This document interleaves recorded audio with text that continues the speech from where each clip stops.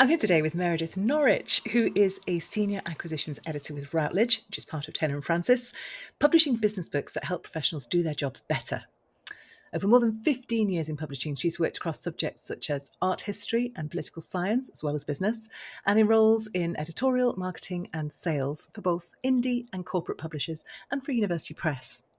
She holds a master's in writing and publishing from Portland State University and an MBA from Warwick Business School. So first of all, hello Meredith, it's lovely to have you here. Hello, Alison. It is lovely to be here. It's really good to see. We go back quite a long way, don't we? We do. Oh my gosh, yeah. Back to yeah. I feel like we had some sort of communication before this, but actually, when I was doing the MBA at Warwick, it was when I was working at an indie academic publisher in sort of a sales and marketing role, which had led me to even want to pursue the MBA. And partway through that process, the company was acquired, and we were all laid off, which was interesting. Not And uncommon in publishing, of course. it is not. And I had actually been working with my employer on my MBA dissertation project. And of course, that kind of went poof. So at that point, I was thinking about it. And I know I had at least come across your work if we hadn't actually spoken. And I thought, what the heck? I'm just going to reach out to this Allison Jones person who seems pretty cool. And I'm going to see if she'd be willing to help me with this. And as you know, you were. And so we worked on the dissertation. And I think I called it Where Do the Business Books Go? That's right. Yeah. And it was just looking at what books can do for an author in terms of their platform. Where do they sit? Are they still a thing, in all, because this was a few years ago, but you certainly already had podcasts and blogs, etc. And as you will remember, the results were not exactly earth shattering, but it did prove that, yes, indeed, books very much have a place in an author platform, even in print to this day. Yeah, and here we are still, exactly. But it also, what was really fascinating was I think you really demonstrated that the economics of books are rather different to business people. They look at them very differently to many other forms of publishing, which I thought was fascinating. Yes. So I'm so glad Absolutely. you reached out. It was really fun working with you on that. Yeah, definitely. And then we got to meet in person when you were on this side of the pond. That was very fun. That's right. I was doing some work with the University of Michigan Press and you were working there, and that was the first time I actually met you in person. That was brilliant. Yeah, but let's talk more broadly about publishing. It's a funny old industry, isn't it? Why are you here, Meredith? What drew you to it? Gosh, why am I here? Well, I mean, it's really, to be honest, it's a cliche because I have been a voracious reader since the dawn of time, and reading the back of a cereal box at breakfast just to have something, that kind of thing. But for whatever reason, when I was thinking about what to do for a living, it did not occur to me that I could do books for a living. I didn't think of it. So I did other things. And I ended up doing, as part of a career change plan, doing a master's in technical writing, or at least that was the plan at first. Because as an elective, I took an intro to book publishing course and I was done. Switched the strand, went into the publishing program, did that. It was really such a great experience because I think it's still unique in the US. The program that I did, the students run a press in-house. So it's like having an internship without having to have an internship. And I was able to work on editorial and marketing and design and really get a sense of the whole shebang, which was just fantastic. What really drew me to it, even those first couple of days in that intro course, was, okay, here's a way to, first of all, help people make their ideas better. And also to then get those ideas into a marketable format, get it to the marketplace, and then see what happens. It's not about censorship. It's not about, of course, there's some steering, in terms of promotion and that kind of thing. But I was just entranced by this, being able to get stuff out there. And then on a little bit more selfish angle, I get paid to learn stuff, which is just, over the course of my career, I've been able to learn about topics. I'd be spending thousands of dollars and hours of time, to learn about it. And it's just all coming to me. And every proposal is a new little education. And that's just really what keeps me going. Oh, I love that. And it's so true, isn't it? And it's that curiosity, I think, as a publisher is so rewarding. We make great pub quiz buddies. If you ever oh my gosh, we do. We do. We may not be so hot on naming songs and celebrity culture, but we have an extraordinary Oh, yes. Yes, absolutely. That is a good point. That's hilarious. And I mean, obviously publishing, like every industry, I guess, but I always think ours is special, has had massive disruption. Yes. What's most exciting to you about where we are right now? And I guess what's most frustrating as well? Yeah, I mean, I think we're still in this position where we can get interesting ideas out in a respected format, if you see what I'm saying. That obviously all things digital have been around for a while now, but there is still something about that book, that container. And so I think we're able to marry something that's centuries old and something that's still cutting edge in terms of the topics that we're dealing with. And then, of course, I would be remiss not to say something about AI. I know you had an episode not that long ago talking about AI within publishing. I don't know if I'm excited or terrified. Yeah, well, I think that was Sarah's line as well, really. Uh-huh. Yeah, exactly. I mean, but it's interesting in terms of what's frustrating to me. I have to say, for an industry that's all about disseminating ideas and knowledge and stories, it can be oddly conservative. Mm, And particularly when it comes to diversity, I think we have so much work to do as an industry, which, as you'll know, is still overwhelmingly white, middle class, upper middle class. Just there are so many roadblocks to mm. people from different backgrounds getting in. I think that's true on both, in the US and in the UK. Absolutely. Um, it's big. And then also the books, for my part, in my little corner, I'm trying to increase the diversity of my author pool as well. Because, let's face it, you're still seeing a lot of these business books. It's mature white men. And of course, they have good things to say, but so do a lot of other people. Mm. And that's where I think we really need to work a little bit harder. And it's frustrating to me that there isn't more being done. Yeah, and it is systemic, isn't it? It goes all the way Hmm. through. There's so much interesting research done on the response to women pitching proposals, which can be Yes. pitched under a man's name and get a very Yeah. different treatment, all the way Hmm. through the commissioning, through to actually men typically buying books by men and not women. Right. So that there's Hmm. it's just invidious. It's all the way through the thing. It's systemic, and yeah, you're right. Hmm. It's very very frustrating. And I think weirdly, one of the reasons that publishing is so poor in its diversity in a way is that it's quite low margin. It doesn't pay well, Yes, and so that is true. there's Hmm. been this kind of tradition of internships, unpaid internships, as your way into Right. publishing. And who Hmm. can afford to do that unless they've got Hmm. mum or dad helping them out with the costs? Oh, absolutely. And I think, another thing that actually the assistant that I'm working with now, she is based in a town outside of Glasgow in Scotland. Because of when she was hired, she didn't have to move to London. Yes. She was able to stay near her home in a more affordable location and get Yeah. her career going. And I'm disappointed to see that it looks like some places are actually backing off from that and going back to office or hybrid arrangements where if you don't live in London or New York, tough, you can't work here. And I'm Or just if like, you're someone with caring yes, responsibilities or absolutely. a Yeah. disability, yeah, Hmm. absolutely. It feels like Hmm. we are in danger of losing all those fantastic diversity gains that we made, or potential diversity gains that we made Yes. in COVID. Yeah, Yeah, I agree. I agree. yeah. Absolutely. I want to talk about what you look for as well, because obviously for people listening, I mean, I don't know if we're doing a very good job or not of selling publishing as a career. It's brilliant, people, It honestly. is. It It's is. not flawless, but it's brilliant. What is? But many of them will be much more interested in actually, how do I pitch to you, Meredith? And you do a terrific job on LinkedIn Oh, of thank you. sort of demystifying this. I love the stuff you're doing on there, the videos, here's what's happening, here's what's a commissioning meeting, all that kind of great stuff. And I'll put the link to that to Thank your you. profile up on the show notes.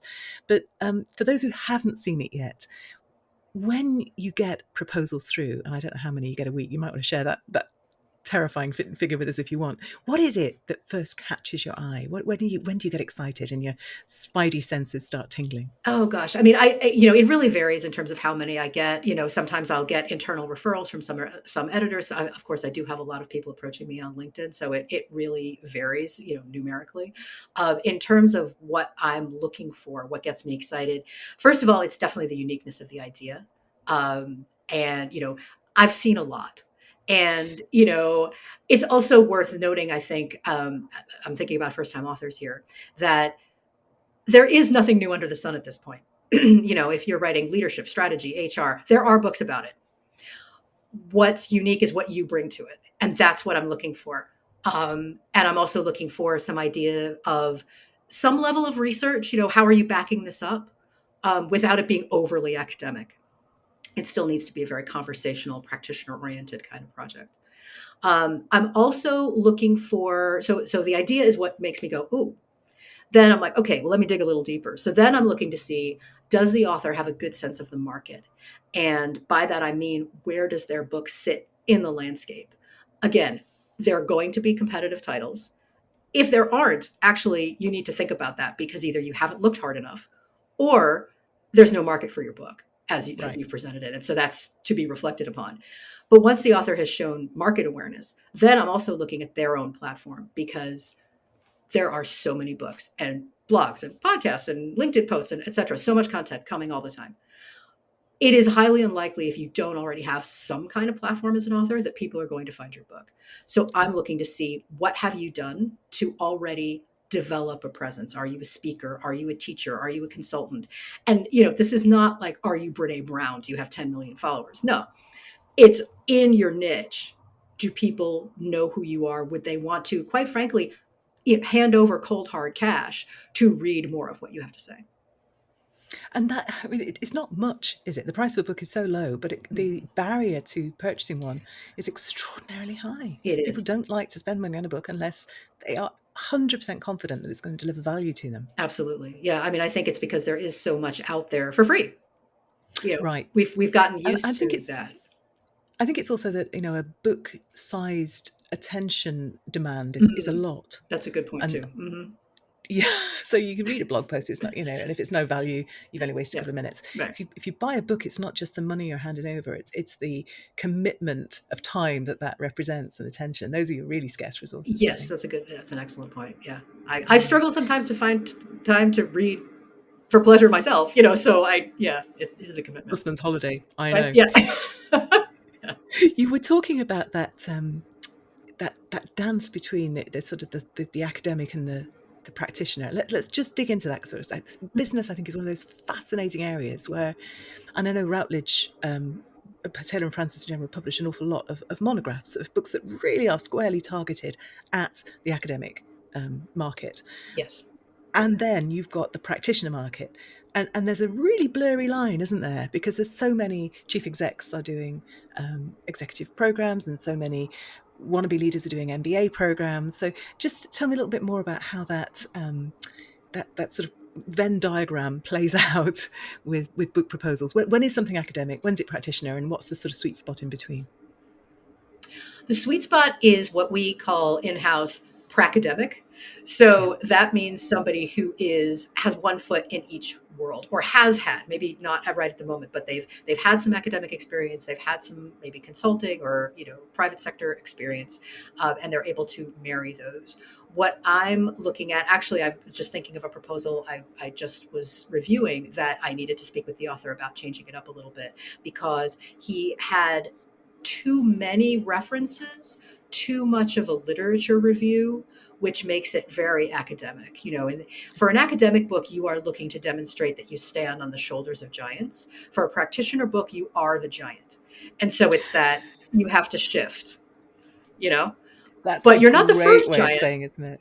Excellent. Thanks. So Um, exactly, you're still crediting ideas, you're still building on those, but yes. you are assuming you're allowed to have an opinion. Yes, exactly. You are the expert. You don't have to back it up quite as much. But where we differ from some other publishers that are doing a little bit, still great, but maybe breezier books, is that we still want that solid foundation of some kind of research. There's going to be some citations going on. We're also not, I'm not interested in memoir, which some business books can tend to veer into. Mm, Stories and case studies are essential to making the book a good read, but it needs to be more than just a yarn. right. It has to have something backing it up. Yeah. And my heart always sinks slightly when someone says it's sort of a memoir of my time. So many people have said you should write a book. And these are not necessarily good reasons. But yeah, what's in it for the No. reader? Brilliant. Yes. And you mentioned then you're reviewing a proposal. I mean, you and I know this is sort of self-evident, but just so in case anybody's wondering, Meredith, should somebody write their manuscript and submit it to you? No. No, Please please don't don't. do that. What should they do instead? They should send me a proposal if they've already got one, or they should query me, just email me and ask me what they should send me. That's the best thing to do. And then I can send them, we have, sort of pre-printed proposal guidelines that they can just fill in, and I can supply that. And that's where we start. Unsolicited manuscripts are a no.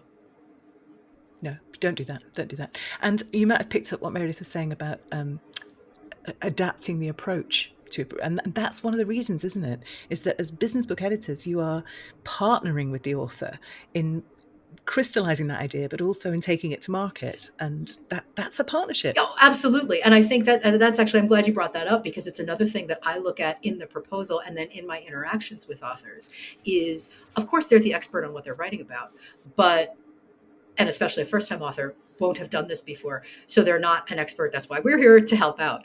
But are they open to feedback? Are they open to understanding that this is a team sport? That we're all here, more in the background, that they're the star, but that we are here to help them make things better. And so exactly, yeah, if they sort of just thump a giant tome and say, here you go, it's all done, that's great, but that might not be what we're really looking for. So exactly, if I've got the proposal, we can work from a more sort of nitty gritty level on what this book could be. Yeah. And I think that for an author, you're just seeing it that you are entering into a partnership is so important. It is. I guess, I mean, it's a sort of an obvious question, but I'm going to ask it anyway. What do you see as the most interesting stuff that's happening right now? So what are the sort of trends for business books in 2024? I know we've all been predicting the death of the book for about 3 decades now. But Well, I think where do you see business books actually, going? it's longer than that. I hadn't been in publishing that long when somebody told me there's this running joke that the second book published after the Gutenberg Bible was the death of publishing. It's so true. We've all been lurching from crisis to crisis, and somehow here we all still Here are. we are. And I mean, again, like I mentioned earlier, AI is certainly huge. It's a trend in a way in both the industry in terms of what do we do with AI generated content? Do we publish it, have copyright, et cetera? Thorny thing. Yeah, Um, massive questions. Massive. And then also, what about the books that are being written on it? Just earlier this month, I published a book that's about it, but it isn't getting into, and here's what's important, I think, is if you try to do a book that's on a super hot topic like this, where it's moving fast, we can't publish the book fast enough. And we can't come out Right. with new editions fast enough to keep up with what's Yeah. going on. So that's the specifics of apps and this sort of thing. That's blog posts or articles. That's where you need to Right. go with that. If you're thinking about a book on that sort of hot topic, it needs to be, I think, stepping back a little bit and actually looking more at the human side of it, because that's something that isn't going to change. And that's exactly what this book does. Is it's okay, how do we as humans work with the machines to create this super intelligence as an organization? They're not talking about the specifics of which version of chat gpt you're using, so this is going to last longer. And I think that's a thing that with trends, it's easy to get caught up in, oh, I have to write about this too because everybody's talking about it. Either no or yes, but you need to do it in a way that ensures the book is going to have a shelf life of longer than a week. Yeah. Yeah, because I mean, it's not just the fact that by the time it's printed and published, it's out of date if it's like that, but it's also you need a period of time in which to sell a book to make it financially viable. Exactly. So Yes. it goes beyond that as Mhm, well. mhm. Yeah, no, Yeah. absolutely. So I guess, I mean, I know you're not coming from the point of view of an author, although you are actually a writer as well. But what would be your absolute best tip for somebody who is at the start of this journey, who's maybe in the early stages of writing their first business book? What would you tell them? I'm actually going to be cheeky and put two together. So Of course you are. This has never happened on the I've podcast never, before. never. So It has. yeah, so the first part is these do work together. The first part is that, like I said, as a first time author, it's on the tin. You've never done this before. You are an expert in what you're doing, and so when you're looking at this cascade of books, and you ask yourself, well, why? Oh, wait, why me? Why? How do I dare, write a new book? What new do I have to say? You have something new to say because you're you. That's it, because that's the only justification you need. But second bit, the book isn't about you. The book is about the reader. You need to have a lot of yourself in there to make the book entertaining and to make it yours. But it needs to be about what solutions are you offering to the reader. Always have them in mind. So you Mm. need to stand firm in your experience and confidence, but you need to always be thinking about who's going to be at the other end. It's a beautifully articulated way of doing it, and I always think that the editor is almost like the ambassador for the reader Mm, as well, because it's not just about taking the self-indulgentness that can creep in out of it. It's also about, just kind of countering the curse of knowledge, yes. because the author almost knows too Mm, much and they mhm. can't imagine what it's like not to know this. So No, that's one of the reasons the partnership is so valuable, isn't it? definitely, definitely. Well, that was much more concise than most people's too. So I'm really impressed. You squeezed that Oh, into, most okay. people take just in less time than most people say they're one. Brilliant.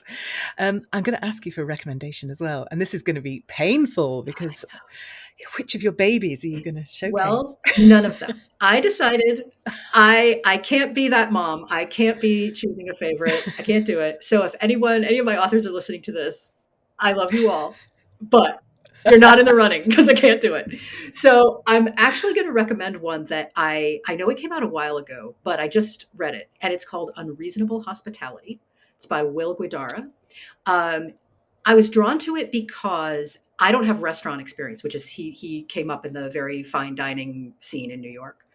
And I don't have that experience, but I before I was in publishing, I was actually in luxury retail for a number of years. And the lessons that I learned there about customer service, about how to treat people, whether they're clients or colleagues, have stayed with me to this day. Absolutely. It was a great training ground. Painful in some ways, but also very helpful. And I was curious to see what he would have to say. And indeed, he's talking about taking this hospitality orientation to any type of work. That when people know how much you care about them, that just changes the whole dynamic. And that you're willing to go the extra mile. It doesn't have to be about a lot of money. It just needs to be about thought. And also not being, I love this about it too. He talks so much about not being afraid to care too much about your own work. There's a lot of people can get kind of jaded. And he's like, no, no. Again, that will not only make you a happier person, but it will also carry over into your business. And trusting your team, if you're a leader, letting them, sharing that so that they, it's infectious and they care so much too that they're actually to take on more before they're ready in any kind of a tenure sense. And one other specific thing that he says that I just loved is, there's so much about being present and mindfulness and et cetera, et cetera. But he defines being present as caring so much about what it is you're doing at that moment that all the other moments to come and those that have come before disappear. All you are doing is what you're caring about in that moment. And I thought, there's plenty of, if you want to sit on a cushion and meditate and whatever, that's fine. But in terms of like improving your professional life, I think that definition of being present is just so helpful. So yeah, I got a lot out of it. It's beautiful. It reminds me of Csikszentmihalyi as well, and that idea of flow. And flow Yes, isn't a passive thing. It's when you are exactly. actively engaged in something that Hmm. that you care about and that's stretching you, Yeah, but not so far that it's overwhelming you. And yeah, yeah. that's a beautiful image. And what a great illustration as well of a book that is about one sector shedding light Yes. on other areas. And Hmm. it's one of the great arguments for reading, isn't it? Absolutely. Yes. And just broadening horizons. I mean, I honestly, when I was thinking about what book to recommend, I almost didn't recommend a business book because that's the other thing. I tend to read a lot of nonfiction and history anyway. And I learned so much from that then just about people. And, obviously it's about people, isn't it? So yeah, that having this sort of wider net can be super helpful. You sort of step back and you don't get overly focused and you never know what influence might help you. And it can help, that range, that sort of exposure to other ideas Mm, helps you understand your own topic better, but it also helps you explain it better to other people, because you've got yes. that kind of, you've got a richer well, that's the wrong phrase, but you know what I mean. You've got a richer sort of pool of metaphors you can draw from, and analogies to make, which are Hmm. super helpful. Definitely. Brilliant. I don't know the book, and it sounds amazing. I'm going to go and read Check it it out. immediately. It's quite good. Yeah. Yeah. Yeah. And, No, and I he's get got a that. lot of fun stories too, because it's, restaurant critics and back of house, this and that. And so it's just fun to learn about the industry too. I can already imagine the TV series from it. Yeah. Brilliant. And and Meredith, obviously we can put the links to Taylor and Francis, to Routledge. We can put the links to your LinkedIn. The reason I would go and seek Meredith out on LinkedIn is not just to pitch your idea at her, but also tell us a little bit about what you've been doing on LinkedIn for authors, the video series and so on. Oh, sure. So I guess probably about a year ago, I just decided, you know what, I'm going to do a little introductory video and say hi. And it went so well that I decided to start a series of posts. I started doing videos. I actually did a poll, and most people preferred text, which surprised me. So I'm That is doing a, more text posts now. okay. But it's a collection of just sort of tips and thoughts about business book publishing. I've actually collected, so if we connect on my profile, you'll see I've collected the posts that I did that go through each step of the process from proposal on through publication. So I've gathered those together, and I try to post relatively consistently about, most recently, I was talking about how many images to include, and if you're not doing images, what else you can do to sort of guide the reader through your book. Brilliant. So really, really worth checking out. And I think it's such a great thing for editors, because editors often almost hide away from authors. So I think it's brilliant that you're out there demystifying it, making connections. Thank It's you. absolutely brilliant. It's Such a been fun. pleasure to talk to you today, Meredith. Thank you so Oh, much for you your too. time. Oh, thank you for having me. It's been terrific.